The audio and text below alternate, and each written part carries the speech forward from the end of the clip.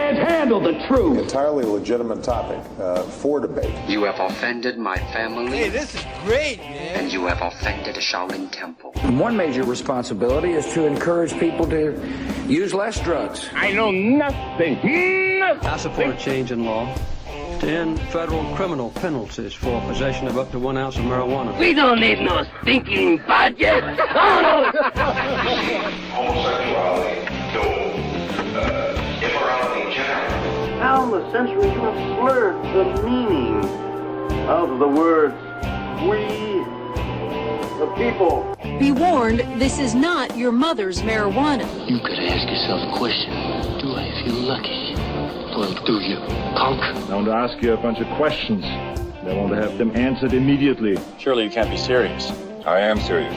And don't call me Shirley. Radical Rant. All right, welcome back, everyone. Time for the Rant 45 after, and we're continuing our talk about the Ferguson decision not to indict Officer Darren Wilson. And right now I want to talk about Officer Darren Wilson himself, which to me, reading his testimony, he comes off as just the latest testilying cop whose testimony I've ever read. If you don't know, testilying is this idea that the cops get on the stand and lie about what it is that happened, and I believe that is what is happening in this case from the very first thing that he talks about. In his testimony, Darren Wilson talks about approaching these two young black kids who were walking on the middle of the street. And he says that when he approached them in his cop car, he motioned to the gentleman and said, quote, "Why don't you guys walk on the sidewalk?" Right. Here you got this cop who's approaching two black teens in an area of town that he himself, Darren Wilson himself, said was an anti-police area that we don't like, we being the police, and then he later corrected himself and said they don't like the police. But his true intention was caught. He doesn't like this neighborhood. He's going into a neighborhood he doesn't like, approaching two black kids, walking in the middle of the street, pulls up to him, and he says, "Hey, why don't you walk on the sidewalk?"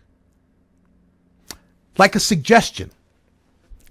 That made every bullshit detector in my head scream red.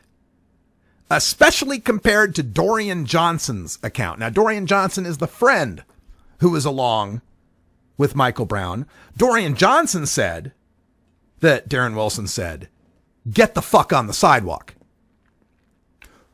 Which of those do you think is probably closer to the truth? Yeah, that's what I think too. I think get the fuck on the sidewalk is more likely. Now, everything that happens from that point on, and this is where a lot of the people, the Darren Wilson supporters and all those types, will jump on, well, he's a kid, he's a brute, he's 6'4" and 290 pounds, and he just pushed and robbed a store owner, and he's disrespectful to a cop, he's mouthing off to him, and then he punches him and attacks him, and blah, blah, blah, blah, blah. Now, we'll deconstruct the rest of that in a second. But let me just tell you from my own personal experience. I've been in cop cars. I've been arrested. I've been arrested in Idaho. I've been arrested in Utah. Back when I was a young man in Idaho, I drank a lot. And I was in a rock and roll band. And I hung out with some people that were kind of, fun-loving types, let's say. I remember one time, we had a party at my house. Me and the guitar player and the singer, all white. And two girls, white girls. And we were all in the house. I believe us guys were all shirtless. I believe the girls were wearing bras. We were all wearing pants at the time. Playing our music really loud. I don't even remember what we were doing, but we were drunk and having a good time. Turns out that time was 3 a.m. And the cops were called. 2 cops showed up, a female cop and a male cop. Female cop asks who's in charge of the house. I say it's me. I go outside to talk to the female cop. Meanwhile, the male cop goes inside my house and starts talking to the folks in the house. After I get done with the female cop, I go back into the house and I say to the male cop, "Hey, what are you doing just walking in my house like this? You can't do that without a warrant." Kind of lippy, huh? His response was, "Are you questioning my authority?" And my response was, well, yes, I am. And that's when he turned me around and put cuffs on me. But I wasn't slammed to the ground. I didn't have a knee in my back. I wasn't considered a dangerous suspect in any way. And when I eventually went to court for this, it was a, disturbing the peace charge. I think I got like a fine and a, warning or some shit. And I've got other friends, other white friends I grew up with who were gotten in much more trouble than I ever did.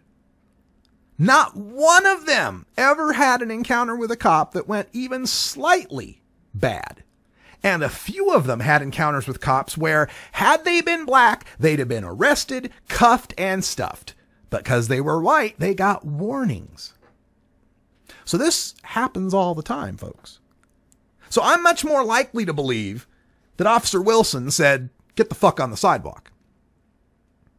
Now, from that point on, the testimony of Dorian Johnson says that that the cop, Darren Wilson, backed his truck up. He had a Tahoe. Backed it up real quick. Kind of an SUV thing, right? Backed it up real quick. So close that the door was close to the two of them. Tried to open the door. The door bounced off their bodies. And then the claim from Dorian is that Mike Brown and Darren Wilson was reaching out the car to grab Mike Brown. And that Mike Brown was pushing away and trying to get away. And there's all sorts of inconsistencies in the story. Like, okay, so Mike Brown is supposed to be reaching into the car across Darren Wilson's body to be able to get at the gun that's in the right side holster and supposedly punching Darren Wilson and handing off his cigarillos to Dorian Johnson at the same time. And somehow had the power of Hulk Hogan to hold him down while doing so and punching him in the face so hard that Darren Wilson feared for his life, that one more punch might knock him out or worse, kill him. Well, folks, I have trouble believing that too. Because one of the things that happened is that after Darren Wilson was involved in all of this, he was allowed to go back to the precinct house and wash his face and put his own gun in the evidence bag, washed his hands and face all the way up to his elbows so we can't tell if there's any gunpowder residue or whose blood was where. And supposedly this black kid was so powerful he feared for his life, and yet that picture right there on the screen is Darren Wilson after being punched so hard he feared for his life. And strangely enough, on his right cheek, was it right cheek? Yeah, the right cheek, where it looked like, hell, it looked like rosacea. It didn't look like a punch. So somehow Darren Wilson was punched in the right cheek and had Mike going after his gun on the right side, reaching through the window of a tall SUV to do so. Yeah. Sure. Now, the account from that point on, Darren Wilson talks about how he felt like he was holding on to Hulk Hogan. He was a 5-year-old holding on to Hulk Hogan. Well, folks, while Mike Brown was 6'4", 290, Darren Wilson is 6'4", 215. Now, I understand a 75-pound weight difference can make a lot of difference in power and such. But a 6'4", 215 man is not a 5-year-old. And what this really gets into, too, is after Mike Brown is shot from the inside of the car and is grazed, apparently, he moves away from the car, according to testimony. And then, according to Wilson, he gets out of the car. Now, what I don't understand, if I had just been punched in the face so hard by someone that they seemed to me to be Hulk Hogan, I am not going to go after that person without backup. I don't understand Now, according to Wilson's testimony, he said, well, if I could get outside and I could keep them there for the next 20, 30 seconds, more backup would have arrived. I don't understand getting out of the car in the first place. You've got a clear description of these suspects, the suspect you claim assaulted you.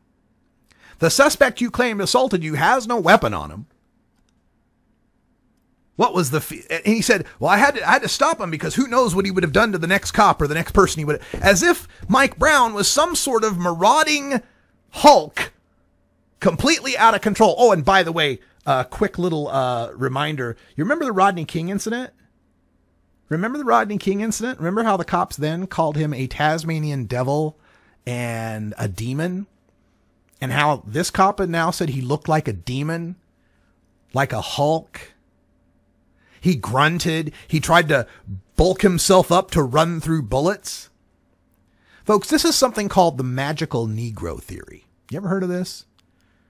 This is where white people, and this has been proven, by the way, this has been shown in studies, that white people attribute magical, superhuman characteristics to black people. They can somehow run through bullets, and they're bulking themselves up. Things that a typical prosecuting attorney would say, hey, doesn't your adrenaline kick up once you've been shot? Regardless, I don't understand why Darren Wilson gets out of that car unless he intends to kill Mike Brown. He's got a car. He can follow these guys in his car. If they skip off through a yard or an alley or a sidewalk somewhere, he can direct back up where to go find them. But if he was so terrified of the great Negro Hulk, what the hell is he doing getting out of the car to confront the great Negro Hulk? Now, I had someone in one of my chat lines that said, well, what? Someone assaults you and you're a cop, and if they walk away, you're supposed to just let him go? He's a cop. He's supposed to enforce the law. Yeah, sure, I understand that. But let's say you're a single cop all by yourself and you come across a meth lab run by a biker gang, and there's 7 Harleys out front, and you have pretty good knowledge that there's at least 7 bikers inside armed to the teeth. Do you go rushing in like some Hollywood movie to take them all out by yourself, super cop? Or do you call and wait for backup? If the situation was as frightening to Darren Wilson as he claims it to be, then the only reason for him to get out of the car at that point is to kill. Not to solve, not to stop crime, not to, keep the community safe. It was to kill. Now, someone in the chat room is saying, well, whatever happened to tasers? Well, they asked him about that. They asked Darren Wilson about tasers. He said, why don't you carry a taser? He said, well, I can't carry a taser. There's just no room for it on my belt. It's really uncomfortable. Really uncomfortable. You know what's really uncomfortable? Is having your child shot and laying in the middle of the street for 4.5 hours before anyone does anything about it. And for all the people out there that are saying, well, if Michael Brown had just obeyed police orders, this wouldn't have happened, I would turn to them and say, hey, if Darren Wilson had been polite to black people, this might not have happened either. Get the fuck on the sidewalk? Now look, I'm not so Pollyanna here as to think that Mike Brown was some sort of saint. I think we should avoid trying to sanctify him as well. But still, nothing that happened that day deserved to be dismissed without a trial. Now, you could have made the case that Mike Brown was a criminal and was menacing and had attacked the cop. I would have loved to have seen that case. Let's bring that to trial. We'll talk more about this in hour 2. We'll take your calls as well. But for now, until next time, take care of each other, tokers. This is the Russ Belville Show. The Russ Belville Show is blogging and podcasting daily at radicalruss.com. you're going to